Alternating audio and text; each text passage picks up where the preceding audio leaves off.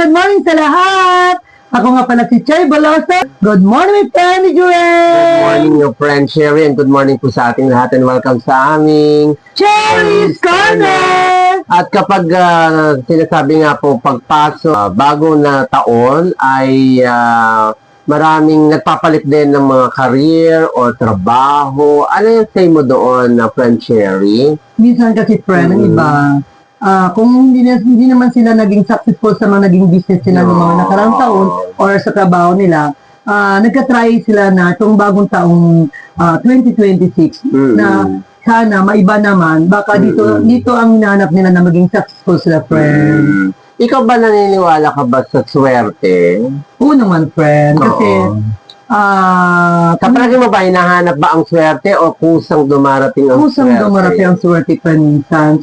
Nasa pagdadasal yan, friend. Kung taimtim ang panalangin mo kay Lord, at kung nakakabuti naman para sa'yo, ay ibibigay ito ni Lord sa'yo, friend. Naman, oo. Kaya ikaw, kaibigan, ay naghahanap ka ba ng bagong career? At anong career ba itong papasukan mo bago? Ayan. At sana seryosuin mo na, friend. Kasi, ang trabaho, minsan lang yan. Oo. Kumaga sa swerte mo natanggap ka, di ba, friend? Or swerte mo nakapag-invest ka ulit ng panibagong business kung sarili mong business yan. Sana ipopokus mo yung gawain mo sa araw-araw. Hindi pwede yung bahala na bukas. Dapat talagang ipopokus niya yung time niya para effort, para maging successful siya, friend. Oo. Ikaw ba, kaibigan, speaking of pagbabago ng trabaho, pagbabago ng career, ikaw ba, friendship, Cherry, naranasan mo ba na nag-apply ka ng trabaho dati na nireject ka? At ano ang ginawa mo Nung bata pa ako, sa pag-reject?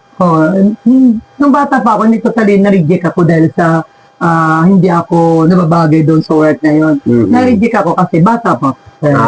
Pero nung time na dahil hindi pa ano yung edad mo. Pagdating ko ng 18, ayan, kapag sa awa naman ni Lord, pag nag-apply ako, kagad-agad ako natatanggap. Natatanggap naman agad. Okay. Yun nga lang kasi, di ba, kaibigan, kapag tayo na-reject, ibig sabihin, hindi siguro para sa yung trabaho na yon or mas may inilalaan pa ang Diyos na mas maganda. Kaya, sabi nga yung, try lang ng try. Yeah, try and try until you succeed.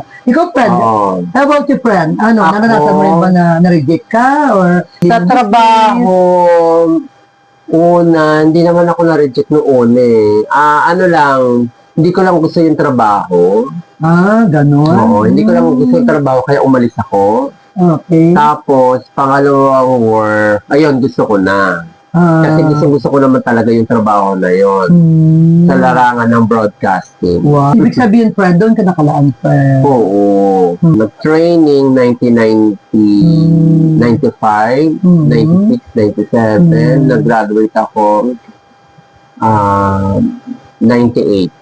Okay. Talagang, ibig sabihin, friend, talaga yung passion mo, maging radio station. Kaya nga, day join, di ba, friend? Of course. Nagkaroon ako ng sariling radio program ko po 1998. Wow. So, thank you so much naman na may mga tao nagtitiwala sa akin. At siguro, kayo guys, kung sa mga nanonood, kapag hindi pa nakuha mo yung pangarap mo sa buhay, o pangarap mo, yung pinapangarap mo na trabaho, try lang tayo ng try. Yes. Ano masasabi mo ba doon, friend? Kaya nga yung masasabi ko sa kanila, friend.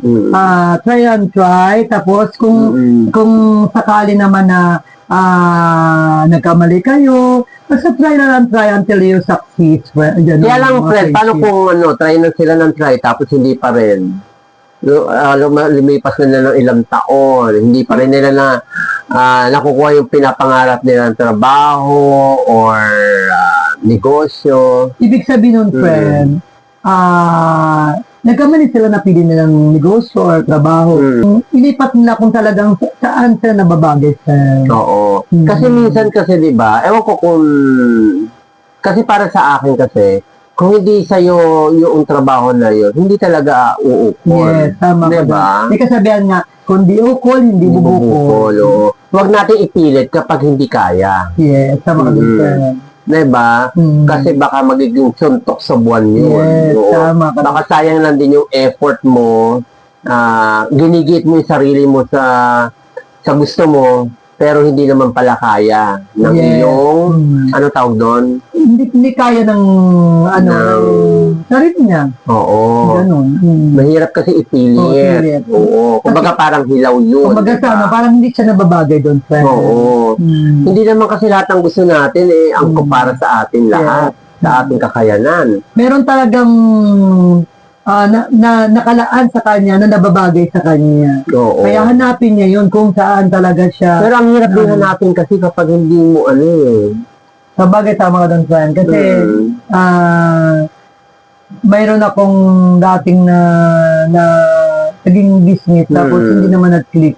Ibig sabihin, hindi talaga para sa akin. Yun. Kaya, hinahanap ko kung saan talaga dapat sa akin at Oo. nababagay sa akin. Ganun. Siguro dahil hingi tayo ng sign kay God. Yes, yan ang tama, the best Oo, friend. siguro. Mm.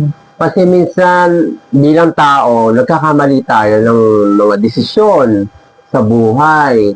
Siguro hingi tayo ng sign para malaman natin kung tama o mali o pinapasukan natin. Yan, the best decision talaga. Kasi minsan, kailangan natin ng tulong ni Lord. Kunwari, ako, nung bata pa ako, Lord, gabayan mo ako na paglaki ko, magkaroon ako ng magandang trabaho na malaki ang sahod. Yun na din talaga ang dinadasal. Kasi parang makatulong naman ako sa family ko. Parang lagi ko talagang namin. Yun, tawa ni Lord, hindi naman ko pinabayaan ni Lord. Oo, at saka alam nyo guys, dito sa bansa Pilipinas naman natin, naniniwala naman ako, maraming trabaho dito. Oo. Yes, tama doon. Marami lang ako nadidinig, wala kasi ako mahanap ng trabaho, wala kasi ako makitang trabaho na para sa akin. Kung ikaw namimili ng trabaho, talagang wala kang mahanap. Yes, tama ka doon. Kailangan Diba? talaga sipag at tiyaga. Kahit anong trabaho yan, basta mabuhay mo yung pamilya mo, Yes. mabuhay ka sa marangal. Lagi mo isipin na hindi lahat ng oras ay pabata na pabata. Dapat Oo. isipin mo, tatanda tayo ng kailangan paglaanan ng pagtanda. Oo, sayang yung pagkakataon at sayang din yung araw na dumadaan yung oras kung lilipasan pa natin Yes, yung tama ka pagkakataon na to. Ngayong January, dapat kumilos na tayo. Ito na yung tamang panahon para hanapin natin ang ating Para sa atin na kinabukasan. na, Oo. na kailangan talaga habang malakas pa tayo, magtrabaho, Naman. mag-ipon, para pagdating ng araw, hindi tayo magmukhang kawawa. Oo, at saka nasa Bible yan Ang taon tamad, hindi pinapakain. Yes, tama ka doon. Oo, friend. di ba? Kumbaga sa kung sakaling hindi ka man sinuwerte nung nakaraang taon, baka itong 2026, swertein ka, basta samahan mo lang ng panalangin, saka sipag at tiyaga. At saka ano kasi, nasa Bible kasi yun na sinasabi niya, kailangan ang kinakain mo, pinagpapaguran mo, Yes. pinagtatrabahuan mo, Tama ka doon, friend. dugot pawis. Ibig Yes. sabihin, dugot pawis, pagpapawisan Yes. ka habang nagtatrabaho Yes, tama ka. ka doon, friend. Diba? Hindi na lahat ng oras na may mahingihan ka ng tulong. Naman. Kasi yung hiningan ng tulong, minsan may pangailangan din minsan. Tama. Kaya kailangan talaga sarili mo ang pagsikapan mo na mabigyan ng sarili mo ng ng kinabukasan Ng pupursige. na mapag-ipunan mo ang iyong maging bukas. Hindi yung bahala na bukas, hindi pwedeng gano'n. At saka hindi dapat tayo aasa sa iba. Tama ka, Oo. friend. Nakakababa yun ng ating ng pagkatao natin kapag tayo umasa sa iba. Yes, tama ka doon, friend. Mas maganda pa rin yung sa sarili mong sikap, iangat mo yung buhay mo, iangat mo yung sarili mo. Diba, ang sarap ng pakiramdam kapag inaangat mo yung sarili mo at Tama ka doon, nakakatulong ko sa buong pamilya tama. mo. Diba, mas mas maganda yung ang dating sa'yo ng tao. Kaysa naman ikaw yung humingi ng tulong, diba, nakakababa. Yes. Kasi, friend, ang naisip ko kasi, yung doon ako. Limbawa, meron silang nahingi ng tulong. Oo. Pero, siyempre, hindi naman lahat ng oras na Ng pagkakataon. na mayroon yung tumulong sa kanila. Kasi, siyempre, tao rin yun eh. Oo. Kumbaga sa hindi lahat ng oras na mayroon siya. Siguro okay lang kung isang beses. Yes, ganun. Pero yung dalawang beses, kung talagang mayroon, talagang nilalabas. dalawang beses. Kung mayroong nilalabas, friend. Pero kung sakaling hindi lahat ng oras na may lalabas siya, di, magkatampo pa siya, di ba? Kung hindi siya mapagbigyan, sana, pangawain din nila na hindi lahat ng oras na mayroon ang taong hinihingian nila ng tulong. Oo. Ganun. Kaya guys, ito po yung panahon ha. Huwag na natin sayangin ang pagkakataon. January po ngayon, 2026. Yeah. Unang buwan ng taon ng 2026. Kailan pa tayo kikilos? Ngayon na. Ngayon na. Kaibigan. Yes, tama ka doon, friendship. Ngayon na mga friendship kasi pagsikapan habang bata pa tayo. Oo. Saka ba tayo magsikap kung talagang di mo na kaya. Kailangan habang bata pa, pagsikapan, habang kaya pa magtrabaho para sa bukas. Hindi yung bahala na bukas. Oo. At saka wag na, kung hindi man natin na gawa na masyado yung ating katungkulan o tungkulin natin noong nakaraang taon, 2025, 2026, siguro magawa na natin ng paraan, magsikap na tayo.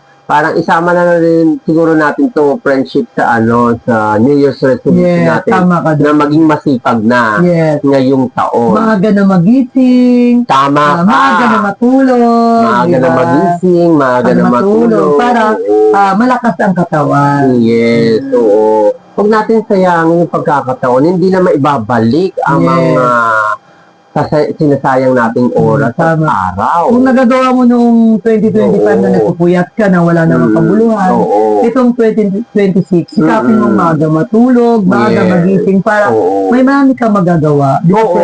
Para matapos man ang taon ng 2026, ng December 2026, meron ka malang naipon, may naitabi ka, meron kang maipamamas ka sa mga inaanak mo, sa kaibigan mo, saka makakatulong sila sa kung may magulang pa sila, makakatulong sila sa kanilang magulang. Kasi siyempre, ang magulang natin, tulad ko, nabubuhay ang magulang ko, siyempre, patanda na sila, siyempre sila naman ang ating tulungan. Naman, oo. At saka masarap yun, tayo ay nakakatulong sa ating kapwa. Yes, tama ka doon, Masarap yung pakiramdam. At saka, yun ngayon naman yung nakaano naman ng ating Panginoon tumulong tayo sa nangangailangan. Yes. Mas maganda yung makatulong tayo kaysa tayo ang tinutulungan. Yes, tama ka doon, Diba? Masarap ng feeling na may Masarap ang feeling nagbibigay ng ka. Kung meron kang ibibigay, di ba, friend? Kaya kailangan, sikapin nating maging successful tayo sa ating mga hadikain sa buhay para kasi ng Pasko, marami tayong mabigyan. Ay, hindi. Tingnan mo, diba? Yung katulad ko na lang, kasi marami rin naman akong mga kaibigan ko na may kaya at mga mayaman. Bakit sila talagang payaman ng payaman? Bakit, diba? Masipag sila. Masipag sila. Kung kaya nila yon, siguro naman kaya natin din yon, kaibigan. Huwag lang tayo maging tamad. Yes, huwag lang tayo maging umasa. Yes. Oo. Huwag maging tamad, huwag umasa. Sikapin natin na sarili natin sikap ang magkaroon tayo ng para sa ating kinabukasan. At magkaroon tayo ng pangarap sa buhay. Ibig sabihin, huwag lang tayo puro pangarap ng pangarap. Gawin natin yun. Porsigihin, sipag at syaga. Pagpawisan. Oo, hindi puro pangarap lang na walang gawa. Kailangan meron tayong goal sa buhay ngayong pagpasok ng 2026. Ano nga ba yung goal mo sa buhay? Gusto mo ba magkaroon ng bagong trabaho, bagong career, or bagong love life, or bagong negosyo? Kailangan magkaroon ng bahay. Magkaroon ng bahay, magkaroon ng sasakyan. Yun siguro kailangan meron na tayo agad na i-vision sa sarili natin ngayong 2026. Huwag nating hayaan na wala tayong plano. Kasi pangit naman yun na taon-taon na lang, pumapasok ang taon, tapos wala naman tayong plano, kumbaga bara-bara system lamang, wala tayong aabutin, kasi wala tayong goal sa buhay. Tama ka doon. Diba? Kaya ikaw kaibigan na nanonood ngayon ha, meron ka bang goal sa buhay? Comment lang sa Diba? baba. Comment down below. Yes, comment down below. Ay ano nyo lang kung mga anong hatigain nyo sa buhay. Yes. At ano magandang business na nababagay sa inyo. Ganon. Speaking mga of business, ayan, sa mga susunod nating episode, meron tayong mga pag-uusapan about negosyo. Wow. Kung yun paano nga ba friend. yung nababagay para sa iyo, kaibigan. So, antabay lang kayo sa mga episode ko dito sa Cherry's Corner. Of Ayan. course. At dahil dyan, dahil malapit na naman ang ating exit ng ating Cherry's Corner friendship, binabati ko lang muna pala yung lahat pong mga friendship na ni DJ sa FB. Pakilike nyo rin po ang aking FB. DJ Rain Luna, ang aking social media account sa TikTok, DJ Rain Luna, and my YouTube channel account, DJ Rain Vlog. Wow naman. Ako naman, kailangan laging niyong subaybayan itong aming Cherry's Corner dito lang sa Cherry Boloso at sa Cherry's Corner naming page. Saan na tayo? Ay, nako, friendship. Saan na? Oh, ang bilis ng oras. Wala mo na. Sige na. Ayan. Okay na yun. Okay. Ang bilis ng oras, friendship. Yes, Ayan. tama ka dyan. Tamang-tama. Talaga napakabilis ng oras. Bawat minuto siguro at na minuto ay napakahalaga na dapat nating pahalagahan. Yes. At saka sorry pala doon sa pa-contest natin, friend. Ito nagawa nung last Christmas or New Year kasi naging busy tayo, friend. Itong January gagawin na talaga namin kasi pipili namin yung nararapat na manalo sa ating followers, friend. Siguro ito na yung ating umpisa natin today sa ating episode. Naisip ko na tuloy. Dahil pinag-uusapan natin, ano nga ba yung goal mo sa buhay? So, ang question natin ngayon is, ikaw kaibigan na nanonood ngayon, ano ang goal mo sa buhay? Please comment down below.